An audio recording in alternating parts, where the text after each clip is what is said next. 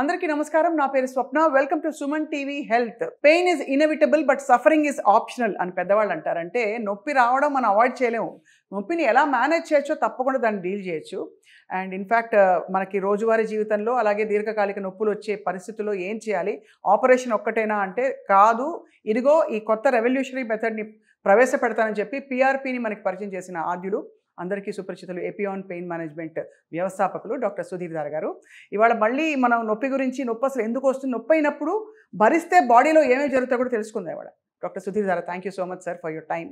బాగా బిజీగా ఉంది మీ క్లినిక్ అంతా, అయినా మేము ఒక 20 నిమిషాలు మీ నుంచి అలా తీసుకోబోతున్నాం ఇవాళ. తప్పకుండా సార్, యాక్చువల్లీ పెయిన్ భరిస్తే చాలా గొప్ప గుణం అని మనకు చెప్పబడింది మామూలుగా మన కాలక్రమంలో. అది ఎంత భరిస్తాడని చెప్పి, పెయిన్ భరిస్తే మనకి కెమికల్ రియాక్షన్స్ ఏమవుతాయి బాడీలో? పెయిన్ ఇంతకుముందు పాతకాలంలో నేను అనస్థీషియా డాక్టర్గా ఉన్నప్పుడు, this is I'm talking about 90s, late 90sలో సర్జన్స్ ఏమనేవాళ్ళు అంటే, ఆపరేషన్ చేసిన తర్వాత ఫస్ట్ పోస్ట్ ఆపరేటివ్ డేలో లేదా ఫస్ట్ డే, ఆ రోజు సర్జరీ అయిన తర్వాత పోస్ట్ ఆపరేటివ్ వార్డ్ నుంచి కుయ్యో మొర్రో అని అరుస్తుంటారు. అవునవును. మేము అనస్థీషియా డాక్టర్ అంటే, అరే ఏదైనా పెయిన్ కిల్లర్ ఇచ్చి పాపం పడుకోబెట్టండి, ఎందుకంటే అరుస్తుంటే సర్జన్ ఒప్పుకోడు.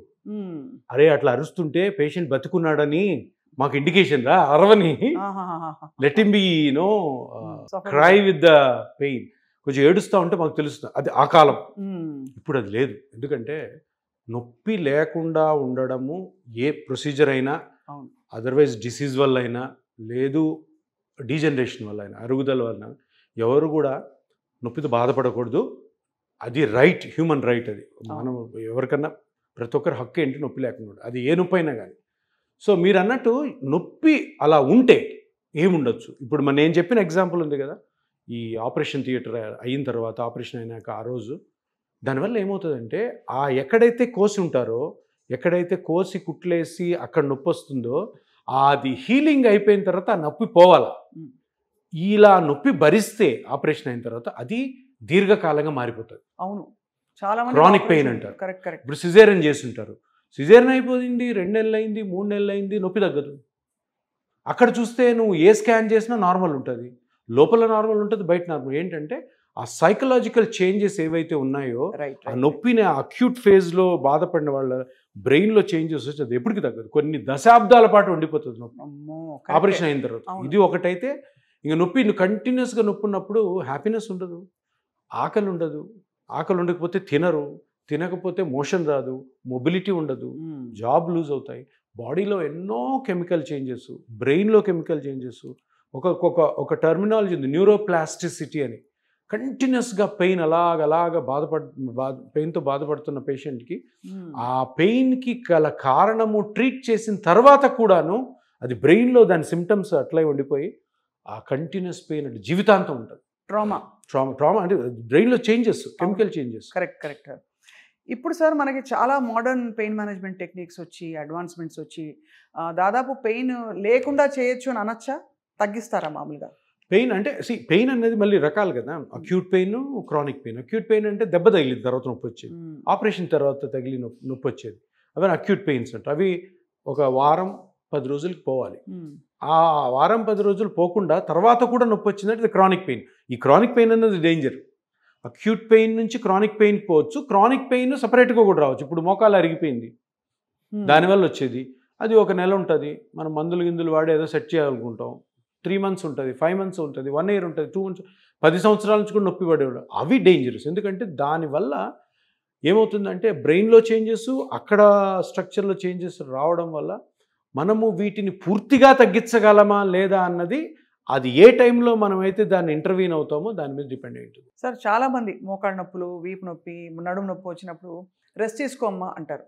రెస్ట్ తీసుకుంటే పోతాయి అవన్నీ? ఏది పోదు. ఎందుకంటే లోపల నొప్పి వచ్చింది అంటే అది సంకేతం ఏంటంటే లోపల ఏదో డ్యామేజ్ జరుగుతుంది. కరెక్ట్. ఒక 5 రోజులు 10 రోజుల్లో ఆ నొప్పి టాబ్లెట్ల వల్లనో ఆటోమేటిక్గానే తగ్గిపోయింది అనుకో, వదిలేయండి, పట్టించుకోవద్దు. కానీ అది 15 రోజులు, 20 రోజులు, 1 నెల, 2 నెలల తర్వాత కూడా ఉందంటే అది మనకు ఒక అలర్ట్ సైన్ ఇస్తుంది, లోపల ఏదో ఉంది, దాన్ని చూడండి, దాన్ని చూసి దాన్ని కరెక్ట్గా ట్రీట్ చేసుకోవాలి. ట్రీట్ చేసుకోకపోతే ఇంకా అది కంటిన్యూ అయిపోతుంటుంది. రైట్. లేదా కొన్ని రోజులు ఆగుతుంది, మళ్ళీ కొడుతుంది. సో అలాగా మనకి సందిగ్ధంలో ఉంటాం అనమాట, ఇది తగ్గుతుందా లేదా, లేదు ముదిరిపోయి ఇంకా ఎక్కువ అవుతుందా. ఎక్కువ టైమ్స్ అది చాలా క్రానిక్ అయిపోయి ఇప్పుడున్న ఒక 10 పైసా పెయిన్ కాస్త 1 రూపీ పెయిన్ అయిపోతుంది. 3 కాజెస్ ఫర్ పెయిన్ అనుకోవచ్చా? ఇంజరీ, డిసీజ్, డీజనరేషన్, ఓల్డ్ ఈ ఏజ్. 3 సార్? అంటే కొన్నిటి కారణాలే ఉండవు. ఉండవా? సైకలాజికల్ పెయిన్, ఓ సైకోసోమాటిక్ అవి ఎందుకు వస్తాయి? ఏదో ఒక ఇష్యూ ఉంటుంది బ్రెయిన్లో. సో అది కంటిన్యూస్. ఇప్పుడు మైగ్రేన్ ఉంది, మైగ్రేన్ రీజన్ ఎవరు కనిపెట్టారు? అది కరెక్టే. మైగ్రేన్ అంటే తలనొప్పి వచ్చినప్పుడు మాత్రం నరకం సార్. తలకి తీసుకోవాల్సిన అన్ని ఇన్వెస్టిగేషన్ చేపియండి, ఏం భయపడితే ఏం బయటపడదు. మైగ్రేన్ అనేది ఒక పెద్ద మిత్ కూడా. అంటే ఏంటంటే మైగ్రేన్ ఈ కారణం వల్ల వస్తుందని చెప్పలేము. అదే కదా. నార్మల్గా జాబ్ చేసుకుంటుంటారు, మైగ్రేన్ అటాక్ వస్తే ఇంకంతే 3 రోజులు చీకట్లో పడుకొని ఉంటారు. అలాంటి ఇడియోపతిక్ పెయిన్స్ మోకాళ్ళకి నడుము కూడా వస్తాయా? రావచ్చు, కొన్ని వెరీ రేర్. బట్ నీ జాయింట్లో, స్పైన్లో, షోల్డర్ జాయింట్లో తప్పకుండా రీజన్ ఉంటుంది. Correct sir. బ్రెయిన్లో ఉన్నదానికి ఇప్పుడు అంటే అది బ్రెయిన్ అనేది పెద్ద its mass of neuron structures కదా, అవును. అక్కడి నుంచి రావచ్చు. ఇప్పుడు మైగ్రేన్ అందరూ బ్రెయిన్లోంచి వస్తాం అనుకో, మైగ్రేన్ బ్రెయిన్ నుంచి రాదు. ఈ స్కల్ మీద మజిల్స్ ఉంటాయి, ఆ మజిల్స్ కంట్రాక్షన్లో పోతాయి.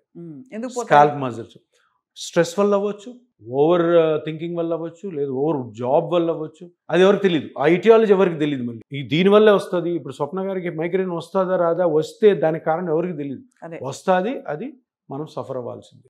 అందుకని ఇప్పుడు కొత్త ట్రీట్మెంట్ ఏంటంటే మైగ్రేన్కి ఇప్పుడు రీజన్ కనుక్కో.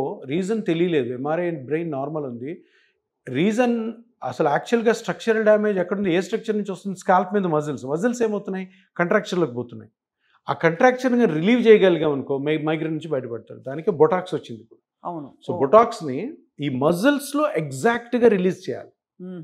ఇలా కొన్ని పేర్స్ ఆఫ్ మజిల్స్ ఉంటాయి. ఇక్కడ నుంచి ఫ్రాంటాలిస్ మజిల్ అని, కారుగేటర్ అని, ఆక్సిపిటాలిస్, టెంపరాలిస్, వెనకాల నెక్ మజిల్స్, వీటిని మజిల్ బల్క్లోకి కానీ బొటాక్స్ ఇంజెక్ట్ చేస్తే అవి రిలాక్స్ అవుతాయి. దగ్గర 1 year సూపర్ పెయిన్ రిలీఫ్ ఉంటుంది. అది అంటే ఇప్పుడు పెయిన్ మేనేజ్మెంట్లో అది కూడా వచ్చింది కదా. ఇది ఎందుకంటే మేము ఇప్పుడు మామూలుగా బొటాక్స్ చాలా మంది చేస్తారు, పెయిన్ స్పెషలిస్ట్ ఏం చేస్తారు, స్కాన్ చేస్తారు. ఇప్పుడు ఇక్కడ కారుగేటర్ మజిల్ అని ఉంటుంది, చిన్న మజిల్.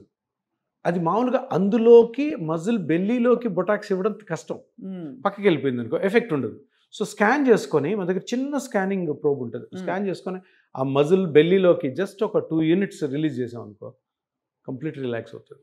సో అది ఆ పర్టికులర్ ఎపిసోడిక్ పెయిన్కి రిలీఫా, లేకపోతే ఒకసారి తీసుకున్నాక చాలా 1 year పాటు వాళ్ళకి ఇంకా 1 year బుక్స్ కొంతమంది పర్మనెంట్గా పోతుంది. 1 year ఎందుకంటే ఆ సైకిల్ బ్రేక్ అవుతుంది కదా, బ్రేక్ అవగానే పోతుంది. కానీ బుక్స్ రీసెర్చ్ ఏం చెప్తుంది అంటే 8 months to 1 year వర్క్ చేస్తుంది. ఇంకా అంతకంటే ఏం కావాలి మైగ్రేన్ పేషెంట్స్కి. ఇప్పుడు నెలకి 10 attacks వచ్చేవాళ్ళు ఉంటారు.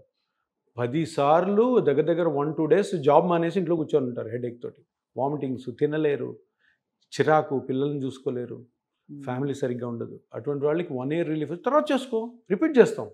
ఎంత ఇది కొత్త విషయం తెలుసుకుంటున్నాం ఇవాళ. మామూలుగా మనం పెయిన్ మేనేజ్మెంట్ మోకాళ్ళు నడుము దగ్గర ఆగిపోతాము, బట్ ఇవాళ పెయిన్ ఫర్ హెడేక్ ఆల్సో ఉంది మనకి బొటాక్స్ అని చెప్తున్నారు sir. Botox is wonderful drug. ఎందుకంటే బొటాక్స్ని కరెక్ట్ యూజ్ చేయాలి. ఎందుకంటే ఇది బొటాక్స్ ఈజ్ న్యూరోటాక్సిన్. రైట్. ఎక్కడంటే అక్కడ నర్వ్స్ మీద వేయడము అవి చేయకూడదు. ఎగ్జాక్ట్గా ఏ మజిల్లో స్కాన్ చేసుకొని ఆ మజిల్లో మనం అది కరెక్ట్గా 1 unit అంతా 0.1 ml అలా రిలీజ్ చేయాలి. ఎక్కువ కూడా రిలీజ్ వెంటనే తెలుస్తుంది. అయితే వెంటనే రిలాక్స్ వచ్చారా సార్ పేషెంట్? రెగ్యులర్గా చేస్తాం మనం, రెగ్యులర్గా బొటాక్స్. సార్ ఇవాళ చాలా కొత్త విషయాలు తెలుసుకున్నాం. ఐఎమ్ రియలీ హ్యాపీ వాటి కాన్వర్జేషన్తో. సో డెఫినెట్లీ ఐ థింక్ ఇది something everybody needs to think about. Pain ఎందుకు వస్తుంది అండ్ దాన్ని సకాలంలో అరికట్టడానికి మిమ్మల్ని కన్సల్ట్ చేస్తారు అందరు. Thank you so much. నమస్కారం.